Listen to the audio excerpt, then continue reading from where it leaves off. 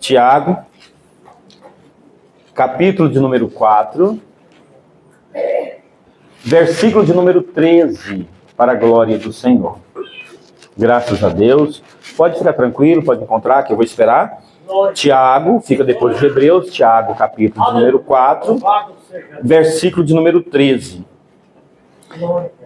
O título da leitura é assim: a fabilidade dos projetos humanos. Ou seja, os projetos humanos são tendentes à falência, né?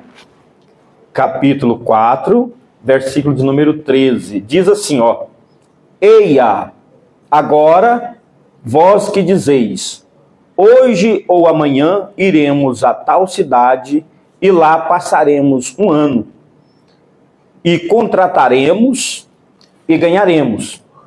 Digo-vos que não sabeis o que acontecerá amanhã.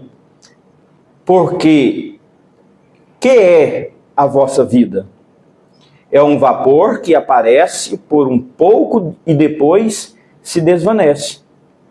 Em lugar do que deveis dizer, se o Senhor quiser, e se vivermos, faremos isto ou aquilo.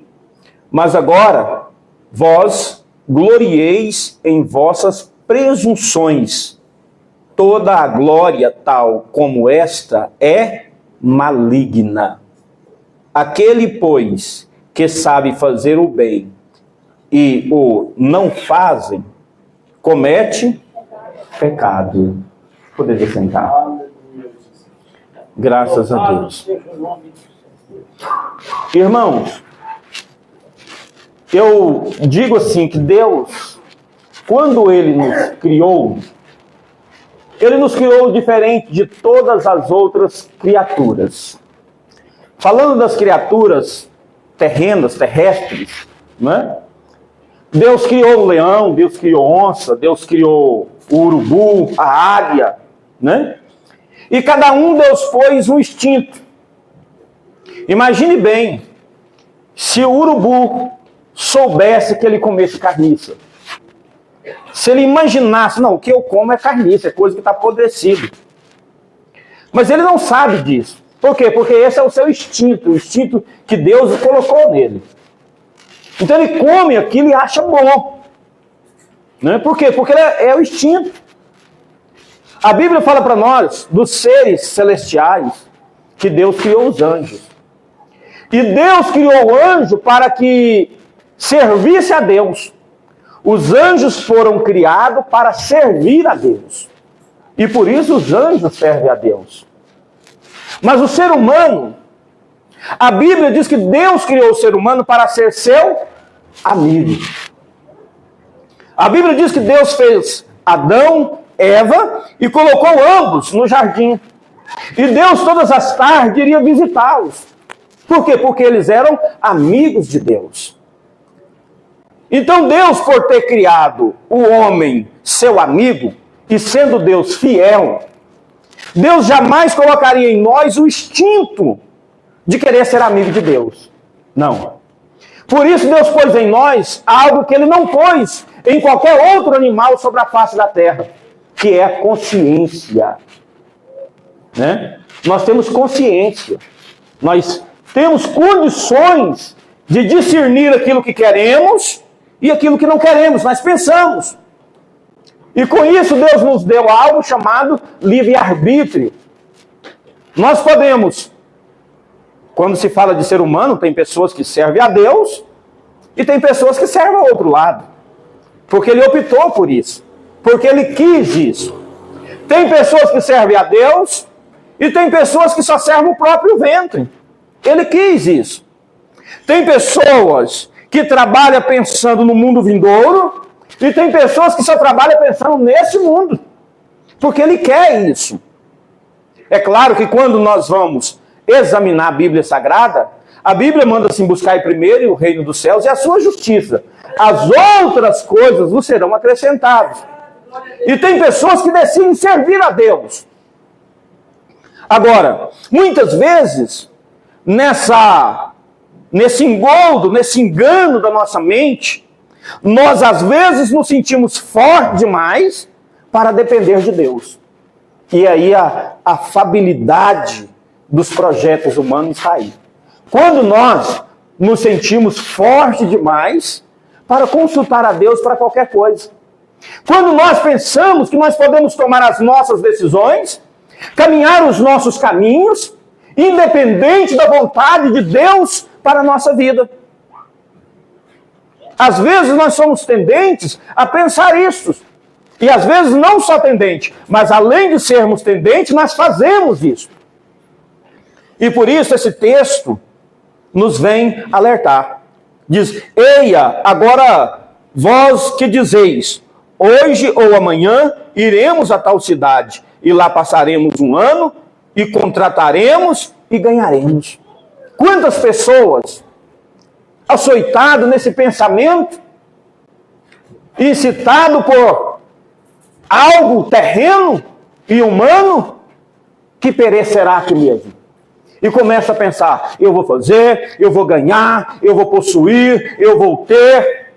Né? Há poucos dias atrás, nós vimos aí um acidente de avião, né? O avião caiu, matou, todos morreram que estavam lá, né? E um rapaz que estava projetando entrar na justiça contra a empresa de aviação, porque, segundo ele, a empresa deu informação errada, e ele foi para um outro lugar e o avião decolou por outro lugar e ele perdeu o voo. Quando ele descobriu o que aconteceu, ele voltou atrás. E ele entendeu que aquilo não era um projeto de Deus para ele, que foi um livramento de Deus para ele. Deus deu um livramento para ele. Mas aí eu falo, irmão, por que eu só entendeu depois? Por que muitas vezes nós só deixamos para buscar a Deus depois? O que eu quero dizer aqui, se nós entendermos que nós temos um amigo, um Deus, eu digo um amigo porque a palavra do Senhor diz assim, eu só quero que você me aceite como teu amigo, e me confesse como Senhor e Salvador da sua alma, e será salvo. Glória. Glória. Se nós entendermos que nós temos um amigo, um Senhor, um Criador, ao qual nós devíamos pedir a Ele para nos guiar, para nos ensinar, para nos instruir. Ele nos instruiria, Ele nos ensinaria, Ele nos livraria. Mas nós aceitamos nesse pensamento que nós podemos fazer, que nós podemos comprar, que nós podemos adquirir, que nós podemos ser. Às vezes sofremos grandes frustrações. E a palavra do Senhor diz, digo-vos que não sabeis o que acontecerá amanhã. Às vezes, nós fazemos esse projeto. Quem sabe o pessoal daquele voo fez tanto projeto. Infelizmente, por uma fatalidade, foram impedidos. Que Deus o tenha, que esteja na glória com Deus, todos eles. Essa é a nossa vontade, né? Mas, irmãos, o que eu quero dizer é que você não sabe o que vai acontecer com a sua vida amanhã. Às vezes nós fazemos tantos projetos,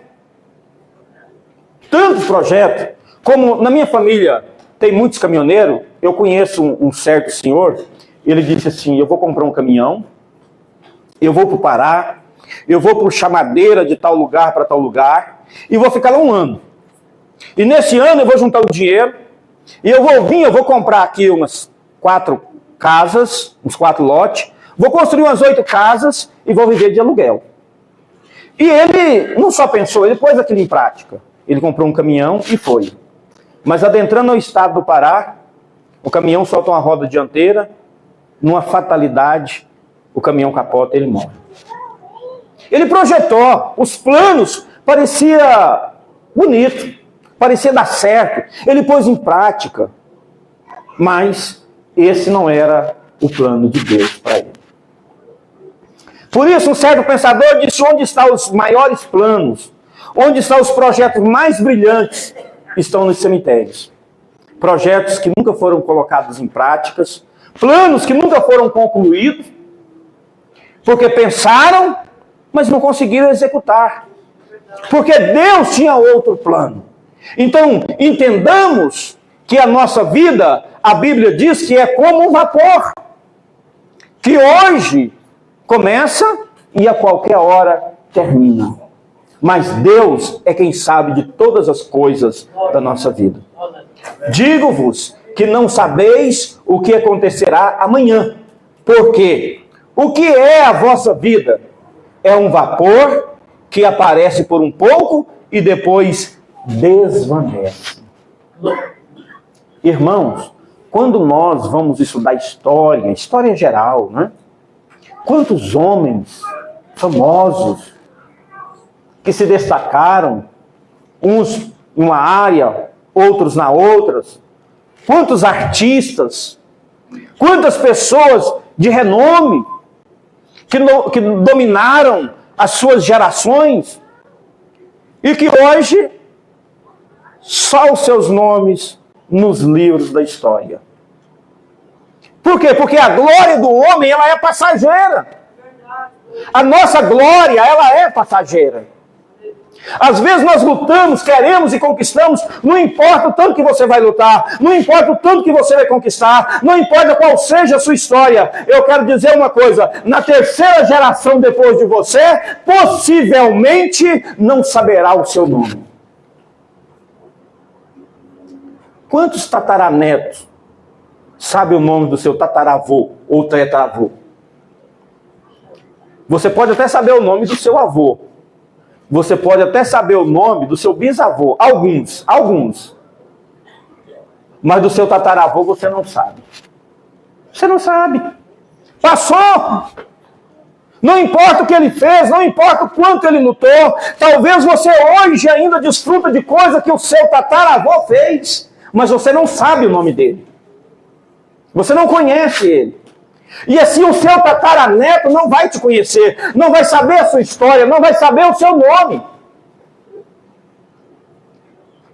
Por isso é vã a nossa glória e passageira, passa rapidamente. Mas a palavra do Senhor diz: aqueles que esperam no Senhor, esses permanecerão para sempre. Por quê, irmãos? Porque o nosso nome estará no céu, no livro da vida, no memorial de Deus, para todos sempre. Para todos sempre. Glória a Deus. A nossa vida é um vapor que hoje acontece e depois logo desvanece. Em lugar do que vós deveis dizer: se o Senhor quiser e vivermos, faremos isto ou aquilo. Observe uma coisa agora. Porque as pessoas dizem assim: irmão, crente pentecostal, tudo para ele é o diabo. Tudo para ele é maligno. Aí nos taxa como pessoas desinformadas. Nos taxa como pessoas que não conhecem a Bíblia. Mas é isso que a Bíblia nos diz. Observe aqui o versículo 16 do capítulo 4 diz assim: mas agora vós glorieis em vossas presunções. Você presume algo e se gloria nisso. Pensa algo e se gloria nisso. Eu vou conquistar, eu vou ter, eu vou comprar, eu vou fazer, eu vou crescer. Você pensa isso, você presume isso. Quando eu chegar naquela cidade lá, eu vou enriquecer, eu vou comprar, eu vou ficar lá 2 anos, eu vou ficar lá 10 anos, lá vai ser assim. Você presume isso. Mas você não sabe se vai ser isso. E a palavra do Senhor vem dizendo assim: olha, mas agora vós glorieis em vossas presunções. Aí diz assim: toda glória tal como esta é maligna. Deixa eu dizer uma coisa para você, irmãos.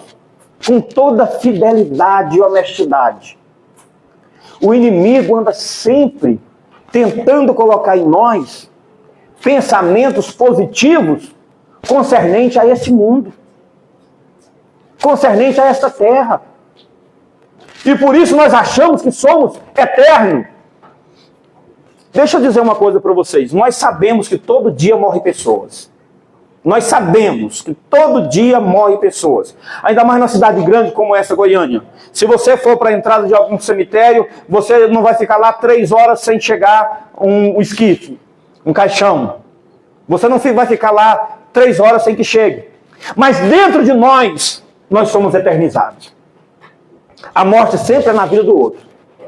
Nós nunca estamos esperando a morte para nós mesmos. Ih, morreu fulano. Ah, mas também foi correr demais no carro, né? Ih, mas também moto, né? Morreu fulano. Ah, mas também não se prevenia, né? Não comia bem, né? Não fazia exercício físico, né? Ah, morreu outro. Ah, mas também, né? Eu já estava velho demais, né? Mas também morreu outro. Ah, mas também. Sempre é na vida do outro, irmão. Mas isso chega na nossa vida. E o maligno tenta nos eternizar. Oh, você vai comprar isso, você vai ganhar isso, você vai negociar isso. Não. Eu preciso cuidar da minha vida. Eu preciso cuidar de mim. Eu preciso crescer, irmão. Se você quer crescer, entra para a presença do Senhor e tem o seu nome escrito no céu. No livro da vida do Cordeiro. Não há crescimento maior do que esse.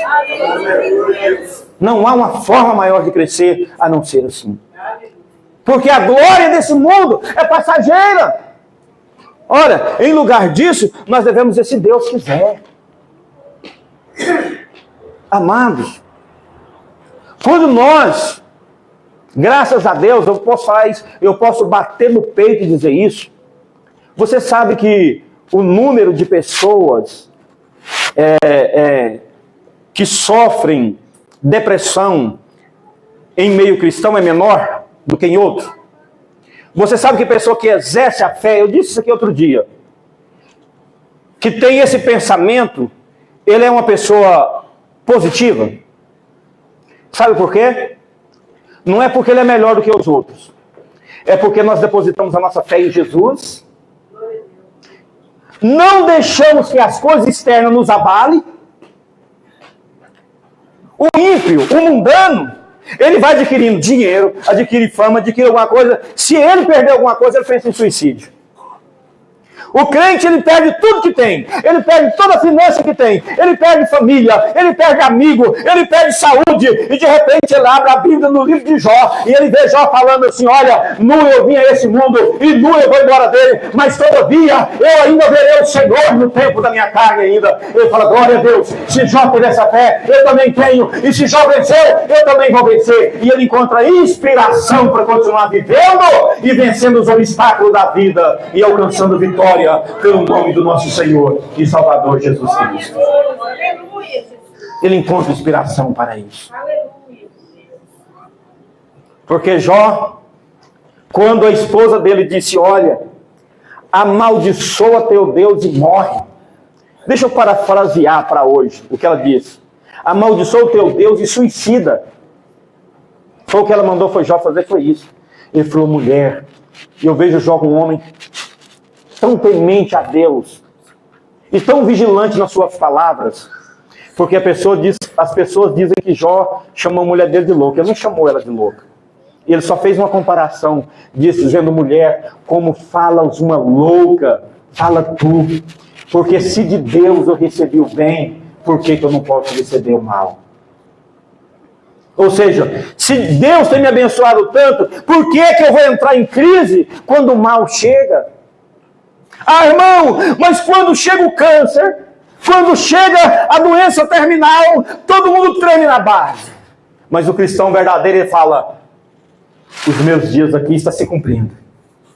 Mas quando o meu corpo descer na terra fria, eu estarei de pé diante do Deus que tem me chamado. Nem assim ele se desespera. Amados, é tempo de nós esperarmos no Senhor. Se o Senhor quiser, fazemos. Mas se o Senhor não quiser, fique tranquilo. Fique tranquilo, irmãos. Se o Senhor quiser te enriquecer, ele te enriquece. Se ele não quiser, fique tranquila. Se o Senhor quiser que você compre um carro novo, você compra. Se ele não quiser, fique tranquilo. Aleluia, Jesus. O importante é as nossas vidas estarem nas mãos de Deus. Porque Ele sabe o que é melhor para nós. Não devemos nos preocupar, nos descabelar. Ah, meu Deus, eu queria isso e não tenho. Eu queria aquilo outro e não consegui. Ah, eu vou fazer isso. Eu estou lutando de todas as formas para chegar lá e não estou conseguindo. Talvez essa não é a vontade de Deus. Você já parou para pensar isso? Talvez não seja essa a vontade de Deus. Ah, irmão, então a vontade de Deus não é bom para mim? Claro que sim. Acontece que nós, açoitados por esse pensamento consumista, nesse mundo capitalista, Nós achamos que temos o poder de ter, de dominar. Ah, eu quero porque eu quero. Quantas pessoas que depois que adquirem alguma coisa, deixam de ser uma pessoa humilde, deixa de ser uma pessoa companheira. Quantas pessoas que enveredam pelo caminho que quer e acaba sendo o caminho de morte, porque a palavra do Senhor diz isso para nós: há caminhos que parecem perfeitos aos olhos dos homens, mas no final dele é caminho de morte.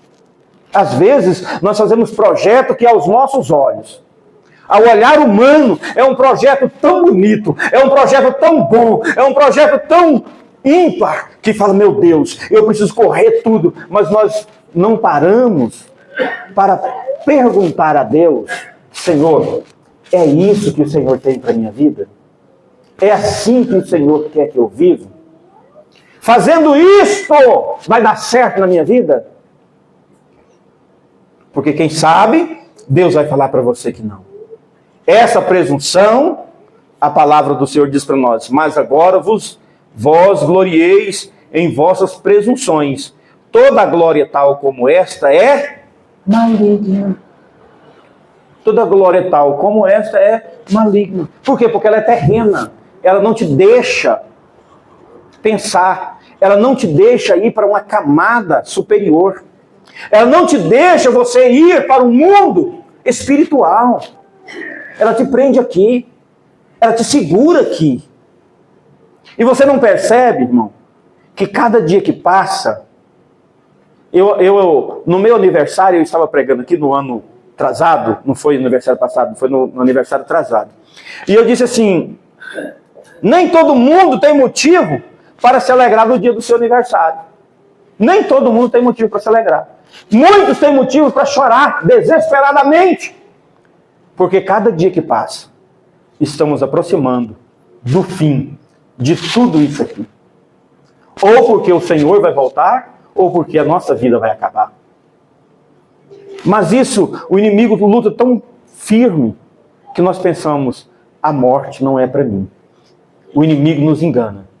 Aí a palavra do Senhor diz assim, o versículo último, versículo 17, é o último versículo, capítulo 4, diz assim: aquele, pois, que sabe fazer o bem e o não faz, comete pecado. Quantos de nós já entendemos isso? Quantos de vocês já entenderam isso? Não adianta. Você está cometendo um pecado contra você mesmo. Contra você mesmo. Porque a Bíblia... Eu gosto demais da Bíblia, irmão. Eu prego sempre embasado nela, porque se não for, não dá. A Bíblia, a palavra de Deus diz assim: o que adianta o homem ganhar o mundo todo se isso for para perder a sua alma? O que adianta? Irmão, o que adianta nós conquistarmos tudo que nós quisermos conquistar sobre a face da terra? O que adianta nós termos tudo que nós queremos? O que adianta você bater no peito e falar assim: o meu projeto foi realizado, se Deus não está no projeto? Se o projeto não vem de Deus. Aí eu encerro dizendo assim: o Senhor Jesus disse essas palavras, dizendo que havia um certo homem que ele tinha que colher. Então ele fez a sua colheita. Ele aumentou o seu celeiro, depositou a colheita em seu celeiro, pôs a sua vida em ordem, olha para o céu e disse: ó minha alma, descansa em paz, porque há comida para ti para muito tempo. Quantas pessoas que hoje eu tenho que trabalhar, porque eu tenho que juntar dinheiro. Ah, se eu juntar dinheiro. Ah, mas se eu juntar dinheiro, irmão, dinheiro não é tudo na vida do ser humano, não. Ah, eu tenho que trabalhar porque lá na minha velhice eu preciso de segurança. A sua segurança chama-se Jesus Cristo. Ah, eu preciso ter, porque aí quando eu precisar, você vai precisar de Deus na sua vida, meu irmão, minha irmã. Quantas pessoas junta, separa, põe em celeiros e de repente o coração dá gangrena e morre momentaneamente, sem poder desfrutar de R$1 daquilo que guardou. Aquele homem ajuntou e disse: ó, minha alma. Ele estava tão equivocado, porque a Bíblia mostra que ele misturou o espiritual com o físico. Ele colheu. Então o que ele colheu? Ele não colheu nada espiritual, ele não fez nada espiritual, ele não plantou nada no mundo espiritual. Não tem pessoas assim, que não sabem plantar nada no mundo espiritual, só plantou no mundo físico. Aí ele colheu a comida. Quando ele colheu, ele não disse para o corpo dele: ó, meu corpo, descansa em paz. Não, ó, minha alma. Jesus, o maior sábio, dono de todas as coisas, quando perguntava a ele se ele estava com fome, em uma certa feita ele responde: uma fome eu tenho, e que vocês não conhecem. Não é fome de comida, não é sede de bebida, mas de fazer a vontade de meu Pai, que está nos céus. Isto é uma fome espiritual, isso é uma sede espiritual. E nós temos que trabalhar, a Bíblia fala, não só pela comida que perece, mas pelaquela que nos conduz à vida eterna.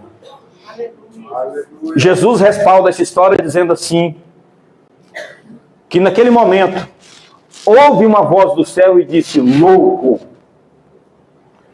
Veja bem, se Jesus estava dizendo que uma voz ecoou do céu, a voz veio de Deus. E a voz de Deus chamou o homem de quê? Louco. Peraí. Ah, irmão, mas peraí, Jó, ele era tão vigilante que ele não chamou a mulher dele de louca. Jó não podia chamar, agora Deus pode. O homem não pode chamar um de louco, mas Deus pode. Louco! Esta noite lhe pedirão a tua alma, e o que tem preparado, para quem será? É inútil a nossa corrida atrás desse mundo, acreditando em pessoas que não têm compromisso com Deus.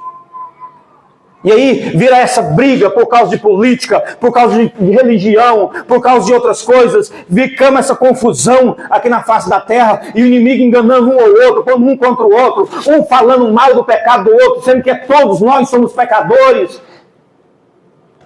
Se não fosse o sangue de Jesus Cristo, se não fosse derramado na cruz do Calvário, nenhum de nós seríamos dignos de herdar a vida eterna. Mas aí sabemos olhar para as pessoas, condenar a pessoa: ah, ele não vai para o céu por causa disso, aquele não vai para o céu por causa daquilo, aquele outro não vai para o céu por causa daquilo outro. Não! É hora de nós entrar na presença do Senhor e falar: Senhor, o Senhor tem um plano para mim, o Senhor tem um projeto para mim, e eu quero caminhar dentro do projeto do Senhor. Aquele que sabe fazer o bem e não faz, peca. Eu quero encerrar esse culto, essa mensagem, dizendo: irmãos, não adianta você querer fazer o bem para as outras pessoas, se primeiro você não fizer para você mesmo. E aí eu digo para você, o maior bem que eu fiz para mim mesmo, um dia, foi levantar as minhas mãos e aceitar Jesus como meu Salvador. O maior bem que eu continuo fazendo para mim mesmo é andar na presença de meu Senhor Jesus Cristo, até o dia que Ele vem para buscar a sua igreja. E com certeza eu farei parte desse povo. Que Deus nos abençoe e fale melhor e mais claro em seu coração.